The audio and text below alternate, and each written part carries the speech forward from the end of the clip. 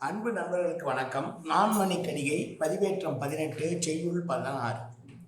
கடற்குட்டம் போழ்வர் கலவர் படை குட்டம் பாய்மா உடையான் உடைக்கிற்கு தோமில் தவக்குட்டம் தன்னுடையான் நீந்தும் அவை குட்டம் கற்றான் கடந்துவிடும்.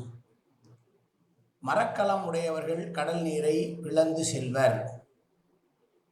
விரைந்து ஓடக்கூடிய குதிரைப்படையை கொண்ட அரசன் எதிரிலே பல்லாயிரக்கணக்கில் வீரர்கள் இருந்தாலும் அவர்களை வெற்றி பெற முடியும்.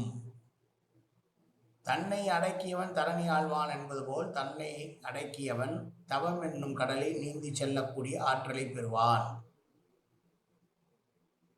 தெளிய கற்றவன் அறிவுடையாருடைய அவையிலே அவர்கள் அறிவு என்கிற கடலை கடந்து செல்வான் என்று சொல்லுகிற செய்யுள். இந்த செய்யுள் மரக்கலத்தால் கடலை தாண்ட முடியும், குதிரைப்படையால் எதிரிகளை வீழ்த்த முடியும், தன்னை அடக்கினால் தவத்தில் சிறந்து விளங்க முடியும், தெளிவான முறையில் கற்றால் அறிவுடையவர்கள் சபையில் சிறந்து விளங்க முடியும் என்று சொல்லுகிற செய்யுள் இந்த செய்யுள். மீண்டும் செய்யுள்.